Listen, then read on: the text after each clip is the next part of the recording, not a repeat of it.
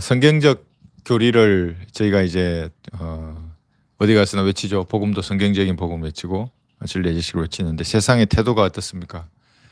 종교계가 있습니다. 종교계. 여기는 기독교도 들어가 있고 불교, 천주교, 유교, 이슬람교, 남묘, 호랭교, 뭐 통일교, 별의별 신천지부터 많은 사람들이 있습니다.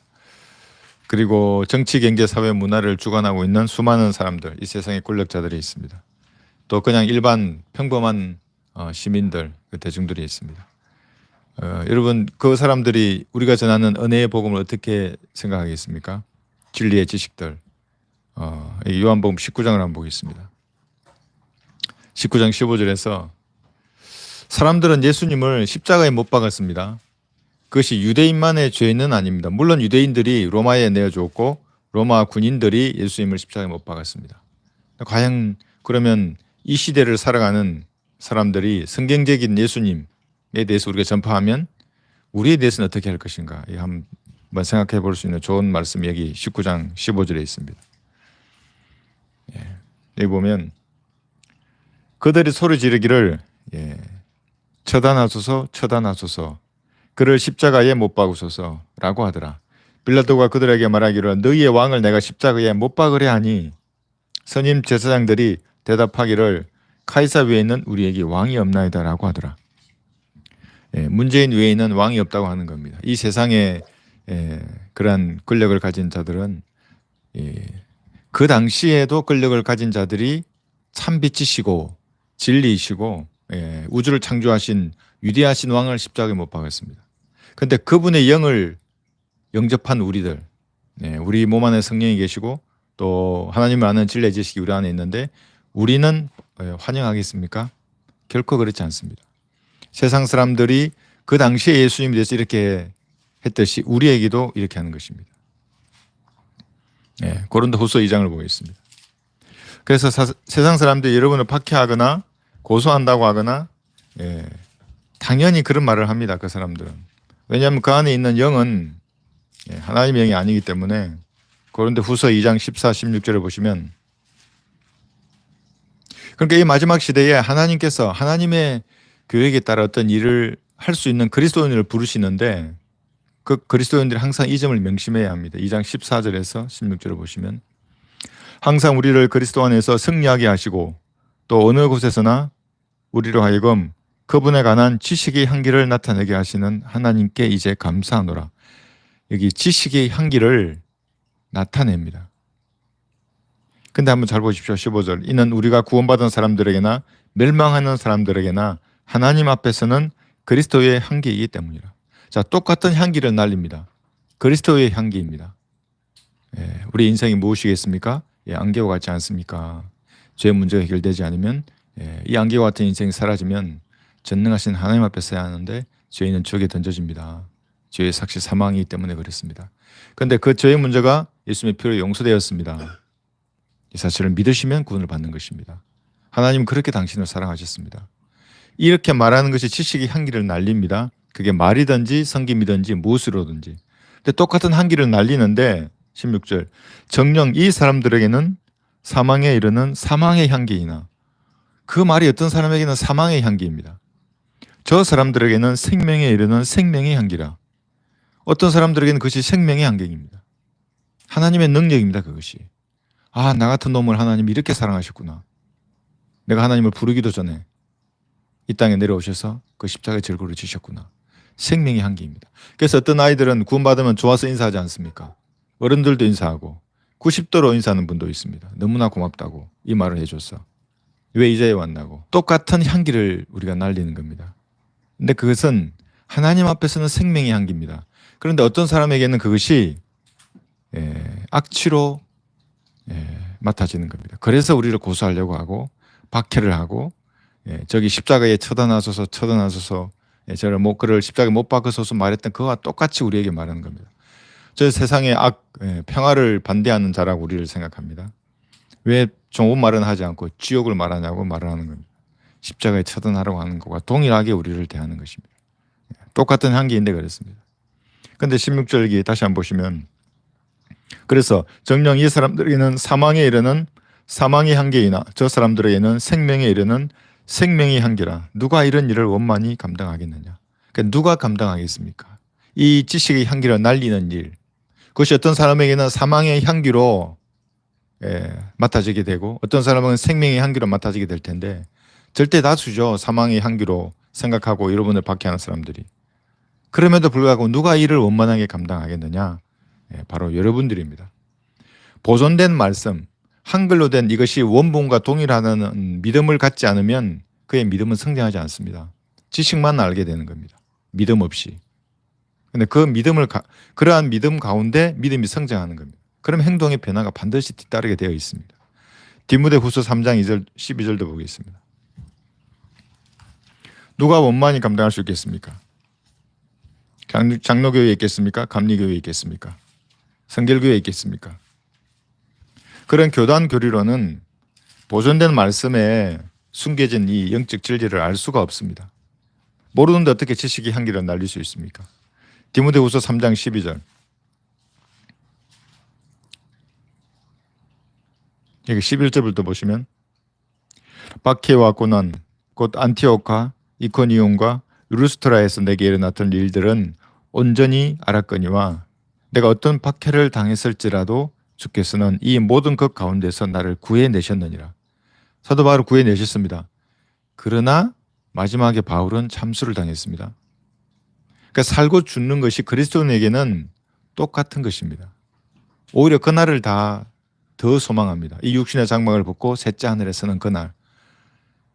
여러분 간절히 기다리지 않습니까? 이 비참한 육신이 끝나는 겁니다. 물론 주변의 사람들은 슬퍼하기도 하고 또는 좋아하는 사람도 있겠죠. 저 인간이 드디어 이제 안 보이게 됐구나. 그런 인간도 있을 겁니다. 그러나 개인에게는 영광입니다. 하나님을 만나 뵙는 게. 여기 12절 보시면 실로 그리스도 예수 안에서 경건하게 살고자 하는 모든 사람은 박해를 받을 것이라. 하나님처럼 살고자 한다는 겁니다. 경건한다는 것이. 예수님처럼 살고자 하는 그 모든 사람은 박해를 받을 것입니다. 근데 이 예수님이 초림 때 율법 아래 있었던 그 예수님만 알고 그 예수님의 발자취를 따라가려고 하는 사람들은 구원받을 수 없습니다. 신약 아래서 이제 말씀을 나누고 공부한 다음에 사도행전 7장 이후에 전해졌던 이 은혜의 복음으로 구원받고 건전한 말씀, 이 하나님의 말씀으로 영적으로 성장한 사람들, 그 사람들이 세상을 향해서 외치는 그 말은 박해를 반드시 불러옵니다. 개척에 전해서 어떤 분이 저를 고소하겠다고 했습니다. 아동학대범으로. 근데 저는 일주일 내내 집안에 있었는데 제가 무슨 아동학대를 합니까? 네, 이제 문자를 그렇게 날렸어요. 아동학대를 가장 많이 할 수 있는 게 누군지 아십니까? 부모입니다. 집안에서 아이를 왕따시켜도 아동학대입니다. 회초리 잘못 들으면 안 됩니다. 18세 이하가 아동입니다. 근데 정서적 학대를 했다는 겁니다. 우리가 정서적 학대, 지옥을 얘기했다고. 근데 우리는 지옥만 얘기한 게 아닙니다. 그건 일부분이죠. 하나님의 사랑을 말한 겁니다. 사랑을 말하면 학대입니까? 그렇지 않습니까? 사랑에는 근데 부모도 사랑의 매를 들고 훈계를 합니다. 그럼 그게 학대입니까? 그러니까 그 사람들은 잘 모릅니다. 아직 법률을. 그런데 이제 이게 바뀔 겁니다. 이미 영국도 바뀌었고 캐나다도 바뀌었습니다. 길거리에서 복음 전도지를 전하면 현행범으로 체포됩니다. 마치 강도나 강간범처럼. 그런 때가 오는 겁니다. 그래서 여러분이 이 때가 대환란이 가까우면 올수록 이제 복음을 전하는 것이 세상의 쓰레기처럼 여겨질 때가 오는 겁니다. 바이러스처럼 박밀될 겁니다. 이 은혜의 복음을 전하는 것들. 그러니까 때가 아직 우리에게 열려 있을 때 열심히 복음을 전하셔야 합니다. 우리는 타치하지 않지 않습니까? 강제하지 않습니다. 그러니까 복음을 들으려고 제가 예전에 과거에 보니까 어떤 형제가 꿀밤도 줬습니다. 물론 그 애가 너무 조롱을 했습니다. 아마 초등학생 한 고학년으로 보이는데 화난다고 꿀밤을 준 겁니다. 그 애가 고소한다고 그러고 고소하라 그러고 그러면 안 됩니다. 타치를 한다거나 강제로 앉아라 한다거나 그러진 않습니다. 자기가 우리 얘기하고 듣겠다 그러면 예수님에 대해서 얘기하는 겁니다. 그 사탕을 줄 수도 있는 것이고 그건. 그래서 이제 그렇지 않은 사람들, 세상 사람들은 우리를 그런 얘기를 하면 박해하는 겁니다. 아이에게 무슨 학대를 하냐고. 사실은 부모가 학대하는 겁니다. 그게 막 손 낚아서 채서 이렇게 가고 상관없는 아이에게 남인데 마치 자기 아이처럼 복음 전하고 있는데 자기가 데려가려고 그러고 박해를 하는 겁니다. 우리를. 근데 그 사람 잘 모릅니다. 이 육신의 장막을 벗고 나면 그 아이들은 구원받아 하늘나라 가겠죠. 부모는 지옥에 가고. 그때 서디슨 이블이 무엇인지를 아는 겁니다. 우리는 우리 교회에 나오라고 하지 않습니다. 신천지처럼. 우리는 다른 왕국회의안처럼 우리 회관에 나오라고도 하지 않습니다.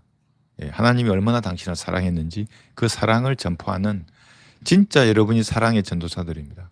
얼마나 하나님을 사랑하시는가. 그러니까 우리 마음에 구령하려고 할 때 사랑으로 충만해야 합니다. 저도 글이 소개할 때 메시지는 강하죠. 그 인간들을 듣기에 어떻게 저렇게 그러나 그 안에는 사랑입니다. 그러니까 저는 각오하고 나갑니다. 내 사랑의 힘으로 누가 한 대 치면 내가 맞을 각오로 나가는 겁니다. 예. 박해를 받는 그리스도인이 이 일을 원만하게 감당할 수 있는 사람들입니다. 그래서 우리가 좋지 않습니까? 많이 구령하고 따라올 만한 교회가 없습니다. 좋은데 박해를 겸하여 받을 준비를 하셔야 합니다. 그러니까 이게 영원한 영광의 비중을 이루는 겁니다. 영원한 영광이 얼마나 큽니까? 이 육신의 장막을 벗고 났을 때부터 시작입니다. 그런데 지금 이 세상을 살면서 이 비중은 이렇게 큰데 중심을 맞추려면 여기도 고난이 있어야죠. 무게를 맞춰야 중심을. 근데 이게 큰데 맨날 여기서 콜라 마시고 놀아. 이게 무슨 일입니까? 영원한 영광의 비중을 이루어야 합니다. 박해와 고난을 통해서. 두려워하지 마시고 하나님 앞에 아뢰면 하나님 또 지켜주십니다. 사도 바울이 지켜주었듯이. 그리고 가야 할 때가 되면 감사함으로 가는 겁니다. 하나님 앞에. 이제 내가 해야 할 일을 다 했구나.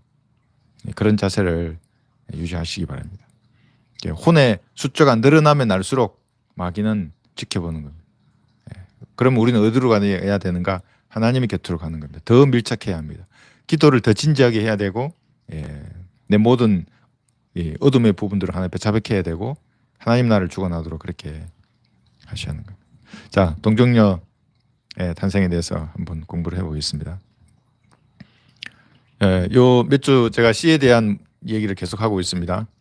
아담의 범죄로 죄성을 물려받았다. 이게 씨가 문제입니다. 여자를 사랑했죠, 아담은. 그래서 명령에 불순종한 겁니다. 그러니까 하나님을 버린 겁니다.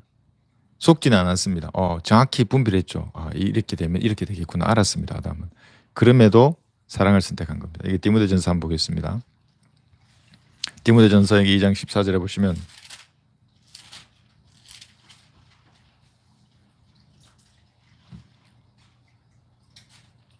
그래서 아담이 모르겠습니다. 이브가 우리 이브를 보겠죠. 이제 나중에 하늘나라를 한번 볼 텐데 영원한 생명과 바꿀 만한 그런 가치가 있었는가 모르겠습니다. 그런데 또 아담이 속은 것이 아니라 여자가 속아 범죄하였습니다. 그래서 여자는 유혹에 약한 겁니다. 이 성경대로 하면 속았습니다. 아담은 속지 않았고 다만 그 여자가 너무 사랑하고 너무 귀하게 보였어요. 이렇게 여자를 선택했죠. 하나님은 버리고. 근데 물론 여러분 아시다시피 즉시 후회합니다. 그걸 먹고 난 다음에 하나님이 딱 심판을 하니까 여자가 그랬습니다. 핑계를. 저 여자가 나에게 이렇게 그랬죠. 여기 15절 보시면 이제 그래서 그러나 그들의 정숙함으로 여자를 말합니다. 믿음과 사랑과 거룩함에 계속 거하면 여자가 자녀를 낳을 때 구원을 받으리라. 이 말은 무슨 말이겠습니까? 여기 구원은 지옥이 아니라 속는 것으로부터 구원받는 겁니다. 14절에 보면 여자가 속았지 않습니까? 그것으로부터 구원받기 위해서는 여기 두 가지 보호 장치가 있습니다. 첫째가 결혼해서 정숙한 가운데 있는 겁니다. 그 다음에 자녀를 낳을 때 속는 것으로부터 구원받을 수 있습니다. 자, 이 성경 말씀을 하나만 보면 균형 잡히지 않습니다. 이것만 보면 모든 여자는 그러면 결혼을 해야 되고 모든 여자는 자녀를 낳아야 된다. 또 이렇게 결론을 도출하는 사람도 있습니다. 그렇지 못하면 잘 속는다. 그렇지도 않습니다. 여기 또 보겠습니다. 성경 구절. 여기 고린도전서 7장 보면 일반적인 기술입니다. 그렇게 하면 속지 않을 수 있습니다. 그런데 굳이 그럴 필요를 느끼지 못하면 결혼하지 말라는 게 사도 바울의 권면입니다. 고린도전서 7장 9절. 그러니까 중요한 것은 그 사람의 필요입니다. 그 사람의 유익이고 결혼하냐 마냐는. 고린도전서 7장 9절 보시면 그러나 만일 그들이 절제할 수 없다면 혼인하게 하라. 정욕이 불타는 것보다 혼인하는 것이 나으니라. 이 성경은 분명히 이렇게 말씀하십니다. 여기 9절 읽었죠? 절제할 수 없다면 혼인하라는 겁니다. 여기 37절도 보시면 고린도전서 7장 37절에서 여기 쭉 40절까지 읽겠습니다. 보십시오. 그러나 그가 마음을 굳게 정하고 아무런 필요성도 느끼지 아니하며 자신의 의지를 간정할 수 있어서 자기 처녀 딸을 그대로 남겨두기로 작정해서도 잘하는 일이라. 그러므로 시집 보내는 자도 잘하는 것이지만 시집 보내지 아니하는 자는 더 잘하는 것이니라. 아내가 자기 남편이 살아있는 동안에는 법에 매여 있으나 남편이 죽으면 자유롭게 되어 자기가 원하는 사람과 혼인하게 되나 주 안에서만 할 것이니라. 거듭난 사람은 거듭난 사람하고만 결혼하는 것이 성경적인 원칙입니다. 그러나 내 판단을 따라 그녀가 그대로 사는 것이 더 행복하리라. 나도 내가 하나님의 영을 받은 줄로 생각하노라. 중요한 것은 필요입니다. 이게 35절도 한번 보겠습니다. 내가 이것을 말하면 너희 자신의 유익을 위하며 너희에게 올무를 씌우려는 것이 아니니 합당히 처신하여 마음에 흐트러짐 없이 주를 섬기게 하려 함이라. 주를 섬기게 하려 함입니다. 그러니까 무슨 이유를 대고 하나님을 섬기지 않는 것은 무슨 결혼이라든지 다른 것도 마찬가지입니다. 세상에 일어나는 그 모든 일들도 하나님을 섬기는 것과 이렇게 막거나 배치되면 그건 무가치한 것입니다. 하나님을 섬기게 하는 겁니다. 필요가 중요합니다. 그래서 남자는 사랑을 위해서 하나님도 버릴 수 있습니다. 이걸 사탄도 압니다. 그래서 어떻게 합니까? 여자를 보냅니다. 여기 여자가 어머니가 아닙니다. 하나님께서 이 세상에 인정하신 조직은 세 개지 않습니까? 국가. 국가의 권력을 복종하라고 합니다. 하나님은. 우리는 헌법을 정한 그 아래에서 국가 권력을 행사할 때는 반드시 복종합니다. 그런데 헌법을 위배한다 대통령이. 그러면 대통령이 하나님의 법에 반대한 겁니다. 반항한 겁니다. 그건 순종하면 안 됩니다. 그 외에는 국가의 권력에 순종하는 것이고 가정도 마찬가지입니다. 가장의 권위가 있고 어머니의 권위가 있습니다. 자녀들은 부모의 말에 순종해야 합니다. 물론 이제 자녀들이 성인이 되면 또 다릅니다. 성인이 되기 전하고 후는 다릅니다. 성인이 되면 그 사람의 의지로 선택할 수 있도록 내가 조력하는 겁니다. 자기가 선택하게 만들어야 합니다. 그 일을. 내가 강요할 수도 없는 것이고 강요한다 그러면 내가 없으면 지 마음대로 삽니다. 자기 의지로 선택하도록 계속 좀 시행착오를 거치도록 만들어줘야 하는 겁니다. 그런데 여기 욥기 2장 보겠습니다. 남자의 이 약점을 너무나 잘 압니다. 마귀는. 그래서 여자를 보내서 말하는 겁니다. 여러분 그 첩보 과거에 첩보 좀 보시면 미인계가 있습니다. 미인계 지금도 있습니다. 북한도 씁니다. 미인계. 그러니까 북한에 갔다 온 목사들이 이상하게 좌익이 되는 겁니다. 북한에 갔다 온 정치인들이 좌익이 되고 완전히 골수분자가 됩니다. 그러니까 그 탈북한 사람들이 얘기하지 않습니까? 그런 게 있다고. 미인계를 쓴다고. 그러니까 호텔에 들어가면 호텔에 청소해 주는 사람 미인계의 끈앞풀들입니다. 중국도 마찬가지고. 욥기 2장 9절에 보시면 욥의 마음을 아주 염장을 지르는 친구들보다 더 염장 지르는 말을 그의 아내가 합니다. 욥기 2장 9절. 그때 그의 아내가 욥에게 말하기를 당신이 아직도 당신의 온전함을 간직하려 하느뇨? 하나님을 저주하고 죽으라 하더라. 여자의 말이 약하다는 걸 알기 때문에. 다행히 욥은 그렇지 않았습니다. 그러나 욥은 그녀에게 말하기를 당신은 어리석은 여자들 가운데 하나가 말하듯이 말하는도다. 무슨 말을 그리 하느뇨? 우리가 하나님의 손에서 좋은 것을 받았을진데 나쁜 것도 받지 아니하겠느뇨? 하며 이 모든 일에도 욥은 자기 입술로 죄를 짓지 아니하더라. 입장을 바꿔놓아도 마찬가지입니다. 남자가 하나님을 모르는 남자면 여자한테 이렇게 강요할 수 있습니다. 그게 무슨 말을 그리 하느뇨? 이렇게 대응해야죠. 그래서 여자는 이렇게 접근한 여자들 전도서 7장을 한번 보겠습니다. 주의해야 합니다.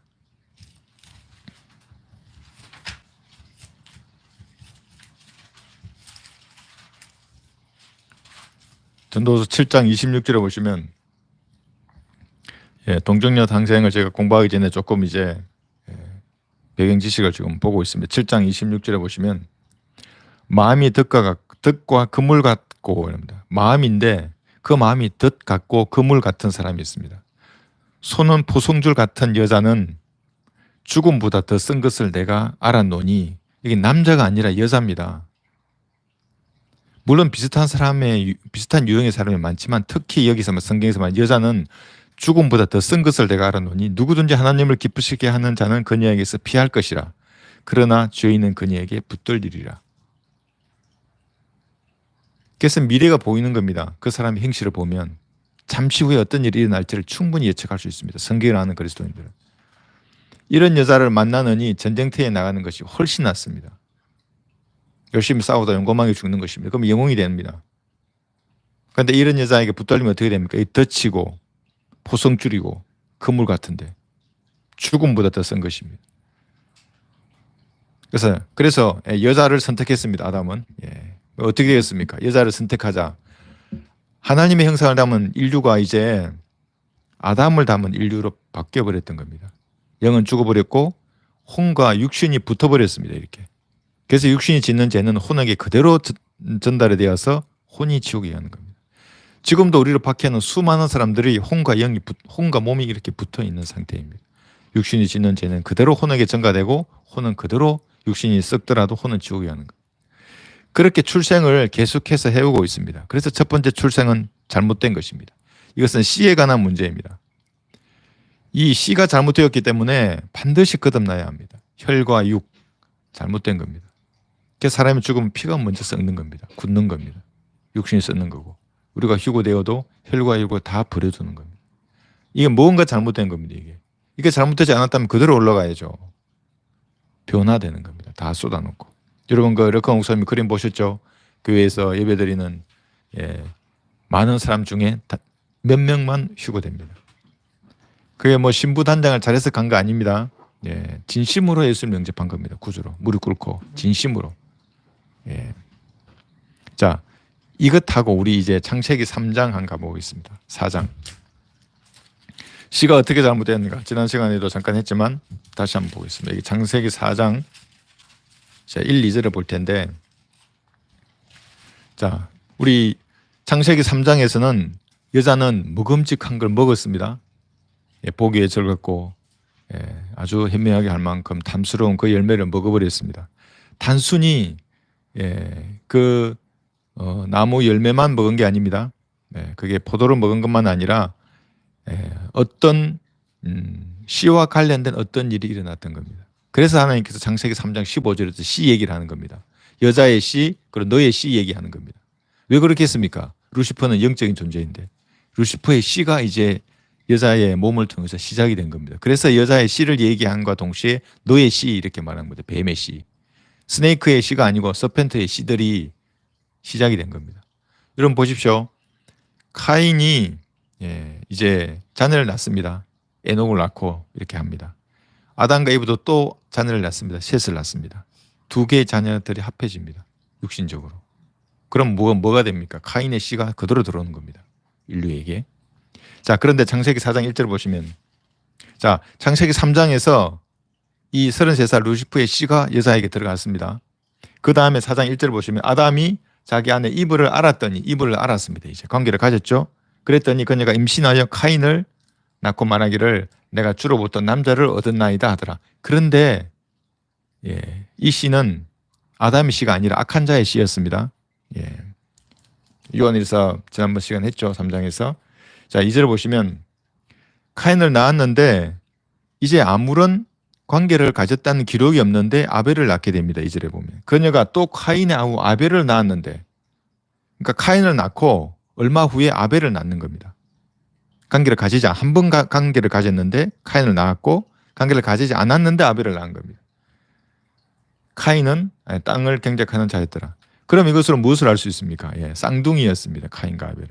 카인이 먼저 낳은 아버지가 그러니까 다를 수 있는 쌍둥이입니다.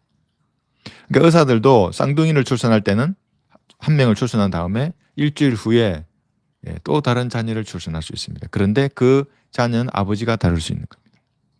그럴 수 있는 쌍둥이들이 지금도 나오고 에덴에서도 이런 일이 일어났습니다.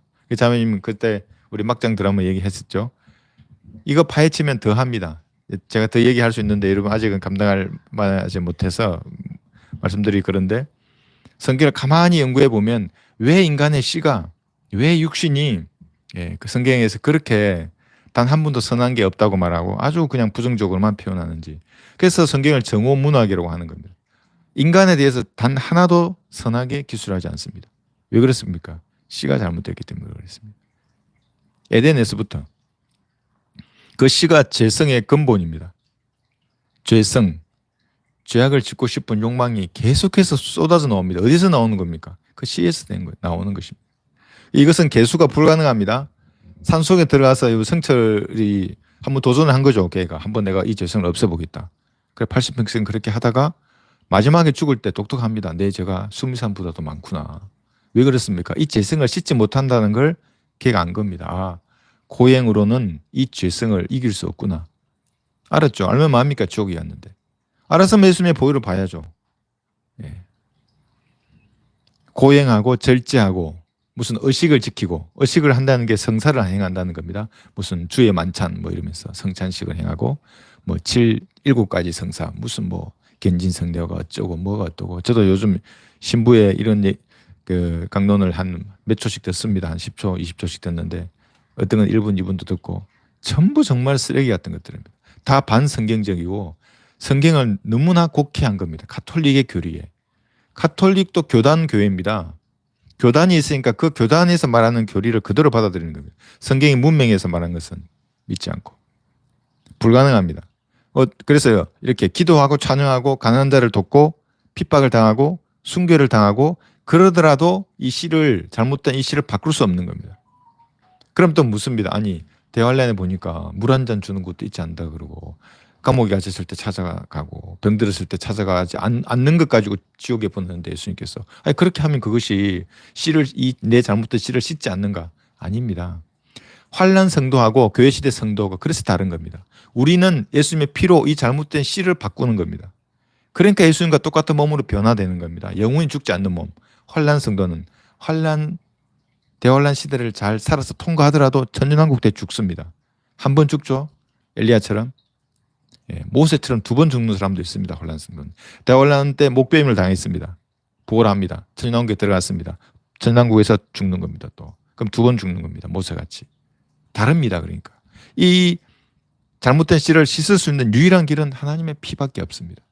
그래서 우리가 어떤 교회 가보니까 저기 공항교회 엄청나게 크죠. 예. 뭐 수백억 하겠습니다. 건물이. 돌로 이렇게 써놨습니다. 오직 예수. 그래서 오직 예수로 하는 겁니다. 그런데 오직 예수라고 해놓고 그 예수님이 쓴 이 성경은 무시합니다. 이 성경은 올바르게 나누지 않습니다. 막 받아들이는 겁니다. 전부 다 이렇게. 사실은 그게 다른 예수입니다. 가슴 아프죠. 제가 보기에는. 우리도 하나 해놓을까요? 예. 오직 예수라고. 근데 그 의미를 알면 써도 괜찮습니다. 그 단어를. 근데 모르고 그 단어의 의미를 오직 예수라고 써놓으면 가슴 아프죠. 말씀을 무시하면서 나누어서 이렇게 가르치지 않고 공부하지 않으면서 자, 우리 재성에 대해서 충분히 이제 봤는데 시편 51편 한번 보겠습니다. 시편 51편 5절에 보시면 그래서 우리가 이제 이러한 배경 지식을 가지고 있으면 왜 다윗이 이러한 고백을 하는지를 알 수가 있습니다. 시편 51편 5절입니다.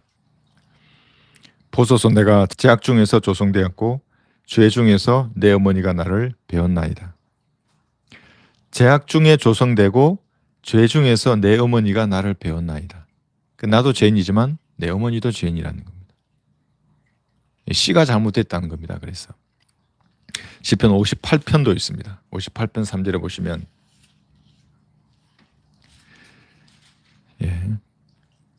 악인들은 모태로부터 벗어났으며 그들은 태어나면서부터 거짓을 말하며 곁길로 나가는도다. 시편 58편 3절입니다. 태어나면서부터 거짓을 말합니다. 무슨 성선설, 무슨 성악설 뭐 이런 거 내 인간들은 말합니다. 그래서 성악설, 그게 조금 성경적입니다. 태어나면서부터 사람은 악한 것입니다.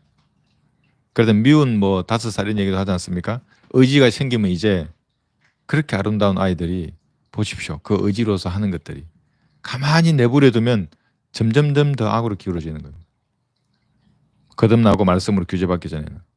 자, 이제 만약 이렇다면 예수님도 이 땅에 태어날 때 마리아로부터 죄성을 물려받았다면 예수님 어떻게 되겠습니까? 마리아의 부모도 죄성을 가진 죄인이었고 마리아도 여러분 죄인이었습니다. 영원한 동정녀라고 합니다. 하늘의 여왕이라고 하고 누가복음 2장을 보고 있습니다. 가톨릭이 그렇게 말합니다. 과연 그렇게 성경에 기록되어 있는가? 누가복음 2장 22절 24절까지. 자, 이 정결례를 드립니다. 마리아가. 그 모세의 율법에 따라 그녀의 정결례를 위한 날들이 차니 그들은 아기를 죽게 들기 위하여 예루살렘으로 데려왔더라. 예, 정결례가 필요했습니다. 레위기 12장 2절에 보시면 아이를 낳은 여인은 7일 동안 불결합니다. 왜냐하면 피를 흘렸기 때문에. 그래서 정결례가 필요했던 겁니다. 예, 뭐 정결례는 당시에는 어린 양 한 마리 하고 집 비둘기나 산 비둘기를 바쳐야 하는 건데 마리아는 가난했습니다. 그래서 비둘기를 바쳤던 겁니다. 정결례를 통해서 불길한 자신의 것을 깨끗하게 했던 겁니다.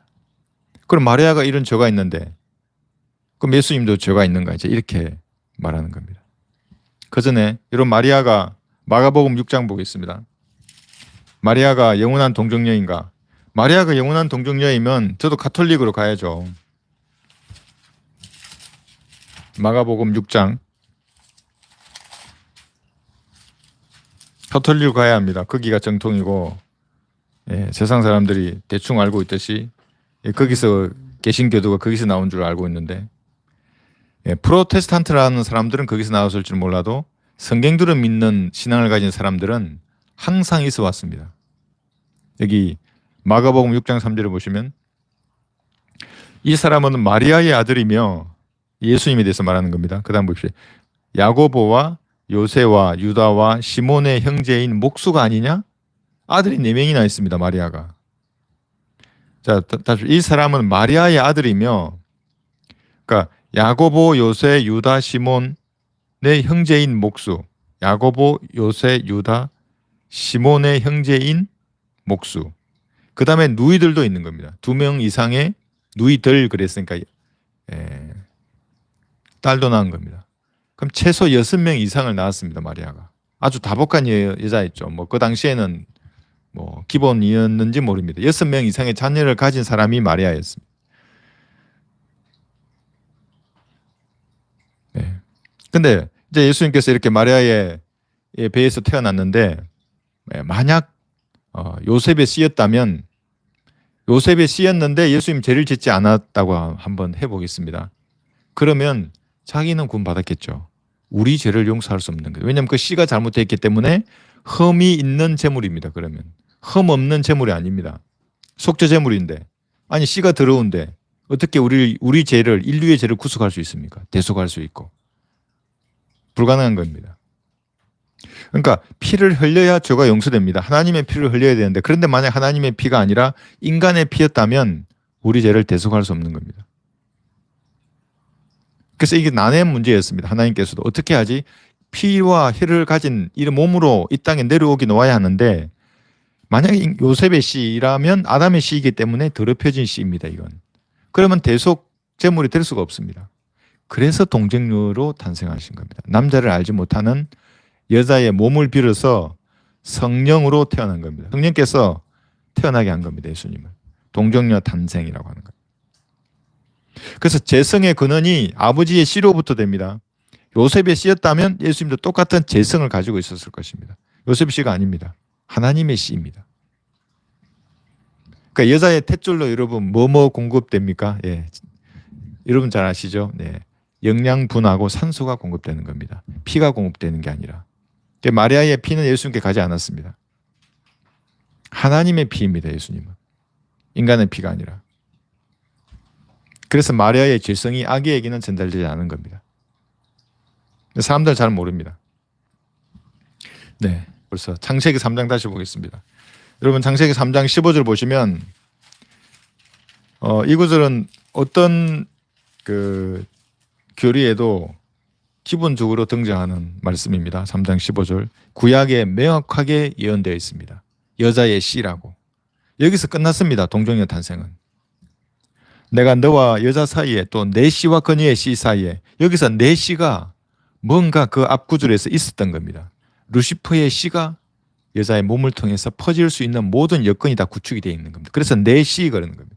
그러니까 지금도 보면 정말 저 인간 인간인가 할 정도의 범죄를 저지르는 사람도 있고 고위층으로 올라가면 올라갈수록 소시오패스가 많은 겁니다. 제 개인적으로 그렇게 봅니다. 성경에는 안 나와 있지만 이런 시들이 있습니다.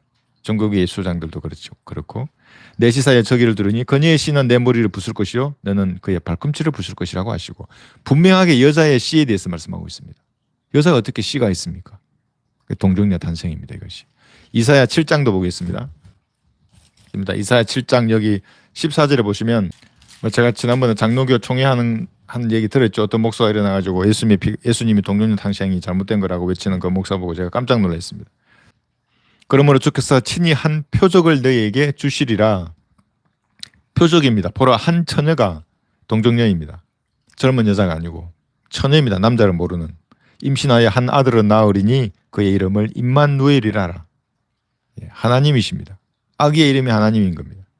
이렇게 여인되어 있고 이사야 펴셨죠. 9장 6절을 보시면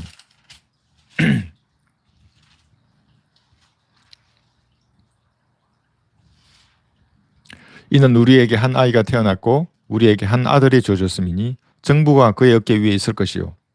정부가 있을 것입니다. 이 정부가 지금 문재인 정권하는 이런 정부입니다. 예수님의 정권이 이 땅에 서는 것입니다. 그의 이름은 경이로운 분이라 상담자라 능하신 하나님이라 영원하신 아버지라 화평의 통치자라 불리리라. 예수님 땅에 재림하시면 그렇게 불릴 것입니다. 제가 어제 어떤 분하고 상담하는데 어려운 문제를 하나님께 아뢰라고 제가 얘기했습니다. 저에게 상담을 요구하듯이 그 말씀을 하나님께 그대로 아뢰라. 하나님의 또 다른 이름이 상담자이다. 그분이 조금 놀라셨습니다. 상담을 하는 겁니다. 하나님에게. 이 땅에서 일어나는 모든 일들, 모든 지각과 생각을 초월하신 하나님의 평강이 그리스도 예수 안에서 우리의 마음과 생각을 지키십니다. 어떻게 하면? 내가 아랠 때입니다. 상담자에게 아랠 때. 아뢰지 않으면 상담이 안 되죠. 말을 해야 상담자가 듣고 물론 하나님은 아십니다. 그런데 여러분은 이렇게 상담자라고 말하는 것은 말을 하라는 겁니다. 하나님 앞에. 세부적이고 구체적으로. 내 마음은 이걸 원하면서 하나님 그저 이렇게 해주세요가 아니라 구체적으로 마음을 그대로 열어놓는 겁니다. 이것을 아는 게 그리스도인입니다. 이 하나님하고 교제하면서 살아가야 하는 것입니다. 화평의 통치자라 불리리라 이렇게 구약 성경에 명확하게 기록되어 있습니다. 자, 그럼 이것이 어떻게 성취가 되었는가? 마태복음 1장을 보겠습니다. 마태복음 1장 여기 18절에 보시면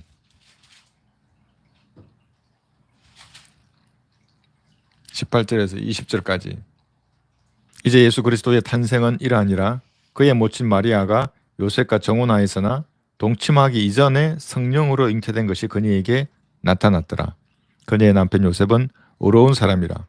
율법대로 하면 여자를 죽여야 하는데 여자를 생각해 준 겁니다. 그것을 어렵다고 합니다.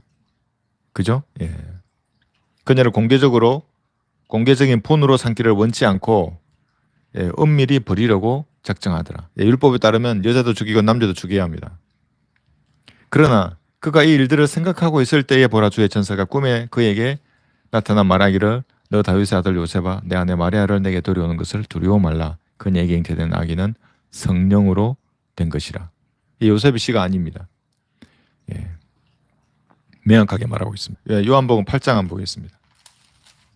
8장 41절을 보시면 집요하게 동정녀 탄생에 대해서 공격을 합니다. 왜냐하면 이게 무너지면 우리는 전부 다 헛된 것을 신앙하는 사람들이 됩니다. 동정녀 탄생이. 요한복음 8장 41절에 보시면 너희는 너희 아비의 일들을 행하는도다라고 하시더라. 그때 그들의 주께 말하기를 우리는 음행을 통하여 나지 아니하였으며 우리에게는 한 분 아버지가 계시니 곧 하나님이시라고 하니. 여기 음행을 통하여 나지 아니하였다는 게 무슨 말입니까? 예수님을 우회적으로 비난하는 겁니다. 너는 어떤 사람의 씨를 통해 태어난 자가 아니냐 하고 예수님을 아주 모욕하는 겁니다. 이게.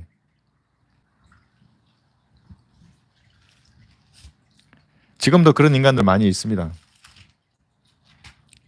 예수님이 동정녀에서 태어난 것이 아니면 모든 성경의 예언은 다 허물어져 있는 겁니다. 창세기부터 허물어집니다. 창세기 3장 15절에 여자의 씨부터. 그래서 마귀의 자식들은 이것을 집요하게 공개하는 겁니다. 마태복음 1장 여기 다시 보시면 25절에서 그녀가 첫 아들을 낳기까지 그녀를 알지 아니하였다가 낳으니 그가 그의 이름을 예수로 하더라. 그러니까 잉태된 것도 성령의 능력으로 잉태가 되었고 낳기까지 더러워지지 않았던 겁니다. 예수님은. 남자를 알지 않았습니다. 마리아는. 그 이후에 남자를 알고 6명 이상의 자녀를 또 낳았습니다. 마리아는. 왜 그렇게 보존이 되었는가? 예, 우리의 대속제물이어야 하기 때문에 흠없는 어느 면으로 보더라도 예수님은 C에서부터 다른 C를 가진 겁니다. 어떤 내 안식교 목사 모르겠습니다. 이름은 제가 아주 유명한 목사입니다. 유튜브에 보면 예수님도 이런 육신을 입고 죄를 이겨낸 것처럼 우리도 이겨내야 한다. 예, 좋은 말이긴 합니다. 거듭난 그리스도인이 그렇게 할 수도 있습니다. 성령의 능력으로. 그런데 이 C가 다르다는 걸 그 인간은 모르는 겁니다. 인간의 C하고 하나님의 C가 얼마나 차이 나는 걸 모르고 뭐라고 하면 그 안식교인들은 뭐 아멘 그러고. 예. 자, 성경에서 가르치고 있습니다. 동정녀 탄생을. 하나님이 얼마나 위대하신가. 예, 골로새서 1장 15절에 말하고 있습니다. 골로새서 1장 15절에 보시면 사도 바울도 얘기하고 있습니다. 이게 동정녀 탄생이 아니면 이렇게 서술할 수가 없습니다. 골로새서 1장 15절에서 자, 그래서 모든 종교의 창시자들, 이단 교리의 창시자들은 이제 여기서 다 무너지는 겁니다. 이만희가 동정녀에서 태어날 수가 없죠. 예, 무슨 다른 거 마찬가지다. 문선명 마찬가지입니다. 엘렌 화이트도 마찬가지고, 예, 조셉 스미스도 마찬가지고 다 무너집니다. 그 인간들은. 동정녀에서 탄생하셨기 때문에 하나님의 씨이기 때문에 15절 그는 보이지 않는 하나님의 형상이시며 모든 피조물의 첫 태생이시니. 네, 보이지 않는 하나님의 형상이십니다. 이는 만물이 그에 의하여 창조되되 하늘에 있는 것들과 땅에 있는 것들과 보이는 것들과 보이지 않는 것들과 보좌들이나 주권들이나 정사들이나 권세들이나 만물이 그에 의하여 또 그를 위하여 창조되었기 때문이라. 그는 만물이 이전에 계시고 또 만물은 그런 말미암아 존속하느니라. 존속합니다. 예수님. 물론 예수님이 붙들고 계십니다. 만물이 폭파되는 걸 방지하고 계십니다. 나중에 이거 놓으시면 다 없어집니다. 이 우주는. 그런 예수님은 인간의 씨였다면 불가능합니다. 지금 제가 읽은 이 기술은. 다른 종교의 창시자들은 따라올 수가 없습니다. 이게 첫 태생이란 말은 육신으로 태어나신 하나님이시란 말입니다. 첫 번째로 태어나신 분. 우리는 영적으로 태어났습니다. 하나님의 자녀로. 예수님이 육신으로 태어나신 겁니다. 누가복음에도 가르칩니다. 여기 누가복음 1장 다시 보시면 누가복음 1장 27절 다윗의 가문의 요셉이라고 하는 남자와 정혼한 한 처녀에게로 가게 하시니 그 처녀의 이름은 마리아더라. 이제 이렇게 했죠. 여기 31절 보시면 보라 내가 너의 태안에 임신하여 한 아들을 낳으리니 그의 이름을 예수라 하라. 예, 그랬죠. 그 다음에 여기 34절을 그럽니다. 근데 마리아가 이 정말 아주 중요한 질문을 합니다. 뭐라고 합니까? 마리아가 그 천사에게 말하기를 내가 남자를 모르는데 어찌 이런 일이 있을 수 있겠나이까? 라고 하니 이것을 예리한 질문인데 요즘 말로 하면 뼈 때리는 질문입니다. 정확하게 얘기합니다. 남자를 모르는데 어떻게 내가 아이를 잉태할 수 있습니까? 성령께서 여기 35절 그 다음 절 보시면 그 천사가 대답하여 그녀에게 말하기를 성령께서 너에게 임하실 것이며 가장 높으신 분의 능력이 너를 덮으리니 그러므로 너에게서 탄생하실 그 거룩한 이는 하나님의 아들이라 불리리라. 네, 이 성경이 가르치는 확고한 바입니다. 동정녀 탄생은. 그러면 왜 예수님은 동정녀에서 탄생하셨는가? 목적이 무엇인가? 요한복음 1장을 다시 가보겠습니다. 요한복음 1장 여기 18절에서 아무도 어느 때나 하나님을 본 사람이 없지만 하나님은 어떻게 봅니까? 그러니까 개미가 코끼리 전체를 볼 수 없는 것과 같은 것입니다. 이 벌레 같은 인간이 어떻게 무한하신 하나님을 볼 수 있겠습니까? 아무도 어느 때나 하나님을 본 사람이 없지만 아버지의 품 안에 계신 독생자 그가 하나님을 분명히 밝히셨느니라. 보이지 않는 하나님의 형상입니다. 하나님은 보이지 않습니다. 성령 하나님은 볼 수도 없고 느낄 수도 없습니다. 성령 하나님은 느낄 수는 있지만 보이지 못하는 분입니다. 두 분 다 그러니까 보이지 않는 분입니다. 보이는 하나님은 그래서 예수님인 겁니다. 하나님이십니다. 구약의 여호와 하나님이 예수님입니다. 그분이 육신으로 나타나신 분입니다. 그래서 주라고 할 때의 주는 구약의 여호와 하나님과 동일하다는 말입니다. 주, 예수. 사람으로서 이름이 예수님입니다. 그리스도, 그 직분이 기름 부음을 받은 자입니다. 네. 그가 하나님을 분명히 밝히시느니라. 그래서 하나님을 계시하기 위해서 이 땅에 오셨습니다. 또 동정녀에서 나타나신 겁니다. 디모데전서 2장을 보겠습니다. 성경을 공부하는 시간이라 제가 계속 성경을 폐기합니다. 그러니까 또 무명이들은 왜 너는 맨날 성경만 읽고 성경만 펴냐고. 참나 그래서 내가 그럼 너는 뭐 네가 따르는 그 사람 뭐 하냐고. 제가 가끔 봤습니다. 아주 달콤하게 말합니다. 이렇게 마이크를 가까이 대고 이렇게 달콤한 목소리만 얼굴 블라인딩하고. 하나님의 종은 왜 얼굴을 안 내놓습니까? 얼굴 내놔야죠. 하나님 부르셨는데 무서운 겁니까 인간들이? 뭐 자기 지인들이 무서운 겁니까? 강신자라고 욕할까봐 말 안 하는 겁니까? 안 보이게 하는 겁니까 얼굴을? 디모데전서 2장 5절에 보시면 하나님은 한 분이시요 하나님과 사람 사이의 중보자도 한 분이시니 곧 사람이신 그리스도 예수시라. 교랑의 역할을 하는 겁니다. 완전하신 하나님이고 완전한 사람이 되어야 합니다. 그래서 하나님의 씨가 인간의 몸에서 태어나신 겁니다. 아주 정말 그 하나님만이 할 수 있는 수입니다. 이게 모든 것을 역전시키는 수입니다. 사탄의 계략을. 중보자에 있습니다. 오직 예수님만 하나님과 인간의 손을 동시에 잡을 수 있는 겁니다. 그래서 여러분 그 돌에 오직 예수라고 하는 겁니다. 사람이 잡을 수 있는 유일한 하나님이십니다. 그래서 교랑의 역할, 중보자 역할을 하기 위해 오셨고 인간을 구원하기 위해서 오셨습니다. 히브리서 2장에 보시면 히브리서 2장 14절에서 16절까지 있는데 자녀들이 피와 살에 참여하는 자인 것 같이 그 역시 같은 모양으로 동일한 것에 참여하신 것은 자, 이 동정녀 탕생의 여기 목적이 여기에 정확하게 또 나와 있습니다. 자신의 죽음을 통하여 죽음의 세력을 가진 자 곧 마귀를 멸망시키며 또 죽음을 두려워함으로 평생을 노예로 속박되어 있는 자들을 놓아주시려 함이니라. 죽음의 세력을 가진 마귀를 멸망시키려 해서 모신 것입니다. 노예로 속박된 자들. 여러분 죽음의 공포에서 벗어나셨습니까? 벗어나지 않으셨으면 오늘 다시 골방에 들어가셔서 하나님하고 결판을 보십시오. 갈보리의 피를 바라보고 확신하셔야 하는 겁니다. 속박된 자들을 놓아주려 하는 겁니다. 그래서 그리스도인들은 정말 죽음이 두렵지 않고 마귀의 권세가 두렵지 않은 것입니다. 자, 그 다음에 로마서 8장 한번 보겠습니다. 8장 19절에 보시면 왜 육신으로 오셨는가 동정녀에서. 로마서 8장 19절입니다. 모든 피조물을 구원하시기 위해서 오셨습니다. 재림하시면 이것은 시행될 것입니다. 아직은 유예되어 있습니다. 아직은 우리의 영을 살리고 혼을 구원받게 합니다. 그것은 이루어집니다. 근데 우리의 몸이 구속되거나 이 세상의 모든 피조물에 비참한 이 상황이 개선되는 것은 재림 때 그렇게 될 것입니다. 로마서 8장 21절부터 보시면 피조물 자체도 그 썩어짐의 속박으로부터 해방되어 하나님의 영광에 하나님의 자녀의 영광스러운 자유에 이를 것이기 때문이라. 모든 창조물이 이제까지 함께 신음하며 고통받는 것을 우리가 아노니 그들뿐만 아니라 성령의 첫 열매들을 가진 우리까지도 속으로 신음하며 양자되는 것과 우리 몸의 구속을 기다리고 있느니라. 자, 이사야 11장 보겠습니다. 어떻게 되는가 이게 구약성경에서 명확하게 이사야 11장 4절에서 보시면 여러분 그 동물의 왕국을 보면 정말 참혹합니다. 야생 그 살기 위해서 잡아먹기는 동물의 세계를 보면 뱀이 여러분 그 원숭이를 잡아먹습니다. 뱀이 강아지도 잡아먹고 그 참혹합니다. 뭐 사자가 신사적인 사자는 목부터 물어서 죽입니다. 먼저 질식해서 그리고 먹습니다. 그런데 배고픈 사자들은 그냥 산채로 뒤에서부터 먹습니다. 그 점점점 그 고통 가운데 울부짖는 표정 여러분 보셨습니까?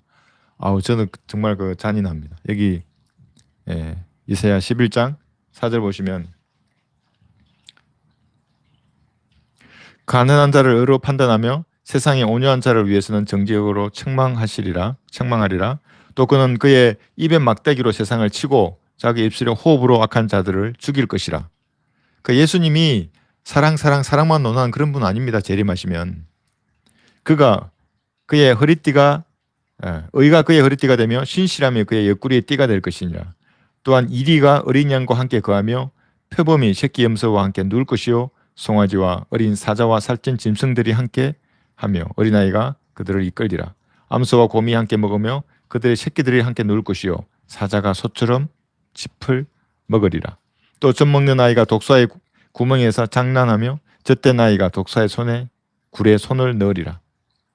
그들은 나의 모든 거룩한 산에서 해치거나 파괴시키지 않으리니 이는 마치 물들이 바다를 덮은 같이 세상이 주의 지식으로 충만할 것임이니라.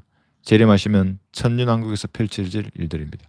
그래서 여러분 좋아하는 찬양 중에 어떤 것이 있습니까? 예, 저는 사막에 꽃이 피어나리라. 사막에 예쁜 새들 노래하리라. 주님이 다스리는 그 나라가 되면 사막이 꽃동산되리. 그 다음 사자들이 어린 양과 뛰놀고 장난질 저도 물지 않는 참사랑과 기쁨의 그 나라가 이제 속히 오리라. 성경의 지식이 알면 이거 부를 수 있습니다.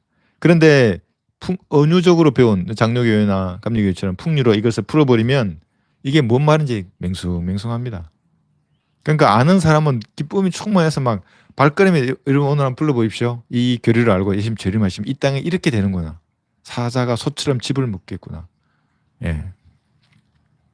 모든 피조물이 그렇게 될 것입니다. 예수님 재림하시면. 자, 동정녀 탄생 교리의 중요성이 이제 있습니다. 왜 중요하길래 무엇이 중요하길래 마귀의 세력은 이것을 공격하는가? 예. 서두에 조금 이제 말을 했지만, 예.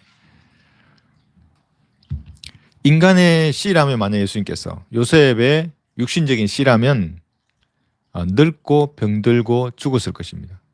그리고 부활하지 못했을 것입니다. 왜냐하면 하나님이 그러니까 인간의 씨였다면 이 죽음의 권세 앞에 힘을 발휘할 수가 없습니다. 왜냐하면 그 씨가 잘못되어 있기 때문에. 그 육신은 다 썩는 겁니다.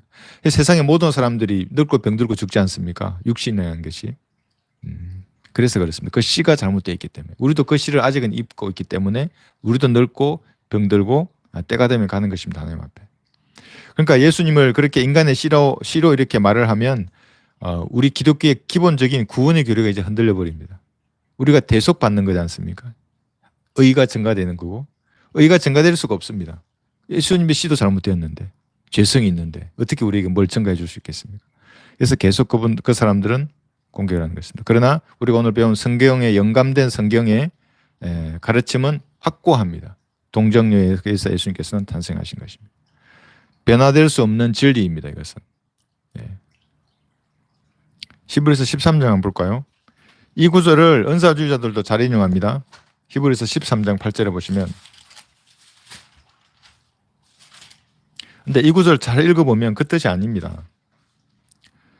예수 그리스도는 어제나 오늘이나 영원토록 동일하시니라. 초림 때에 예수님께서 치유를 하거나 방언을 하거나 표적을 행했던 그것이 영원히 동일하다 그 얘기 아닙니다.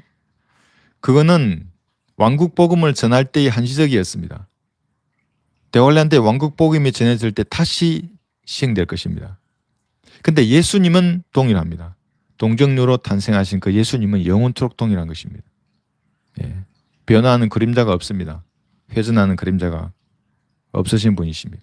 영원토록 동일한 것입니다. 이 동정녀 탄생은 변하지 않습니다. 예, 여러분 새 언약도 변하지 않는 겁니다. 그 하나님의 피로 이루어진 맺은 언약이기 때문에 하나님의 속성도 변하지 않습니다. 어렵고 거룩하시고 그런데 하나님의 경륜은 시대마다 달랐습니다.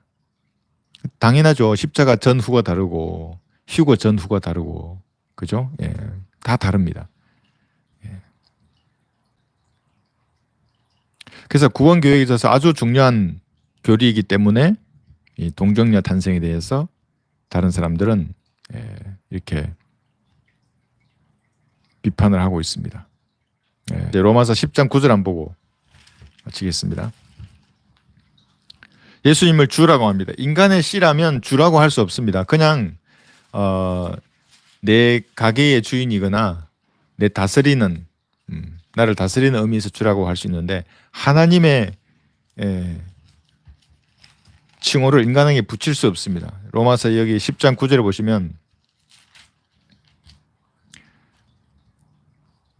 내가 내 입으로 주 예수를 시인하고 그럽니다. 여기 주 예수가 구약의 여호와 하나님을 말하는 겁니다. 주입니다. 로드입니다. 만물의 주인이십니다. 우주의 창조주이십니다. 심판주이시고 구속주이십니다. 내가 내 입으로 주 예수를 시인하고,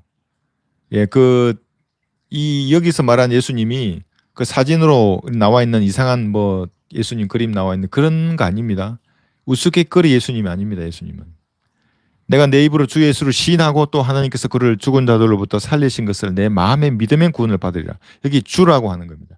인간의 씨가 아닙니다. 그러니까 예수님께서는 구약의 여호와 하나님께서 육신으로 나타나신 유일한 분입니다. 그래서 하나님께서는 육신으로 나타나신 겁니다. 예수님께서.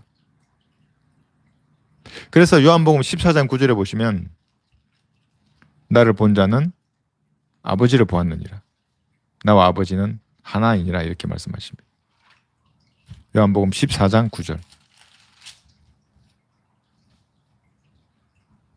예수께서 그에게 말씀하시기를 빌립아 내가 너희와 그처럼 오랜 시간을 있었는데 내가 나를 모르겠느냐? 나를 본 자는 아버지를 보았느니라. 그런데 어찌하여 아버지를 보여주소서라고 말하느냐? 나와 아버지는 하나라고 말씀하고 있는 것입니다. 동정녀에서 태어나셨기 때문에 하나님의 씨로 나셨기 때문에 다 가능한 일들입니다. 그래서 이제 우리는 동정녀 탄생에 대해서 여러분들 요 정도만 아시면 이제 그 어떤 목사들이 나와가지고 예수님의 동정녀 탄생에 대해서 이의를 제기하면 이 사람은 마귀의 자식이구나 이렇게 생각하시면 됩니다. 이 빼려고 하는 겁니다. 아주 내 이 믿음의 아주 중추적인 역할을 담당하고 있는 이 교리를 그 인간이 빼려고 하는 겁니다. 이 사람은 마귀의 자식이구나 이렇게 생각하시면 됩니다. 그럼 네가 어떻게 알 수 있는가? 성경의 기록들을 통해서 알 수 있는 겁니다. 기록들을 구약에 예언된 것과 신약에서 이루어진 것을 통해서 예수님이 동정녀에서 탄생했다고 하는 것을 우리가 정확하게 알 수가 있습니다. 자, 오늘 성경 공부는 이제 마치겠습니다. 수고하셨습니다.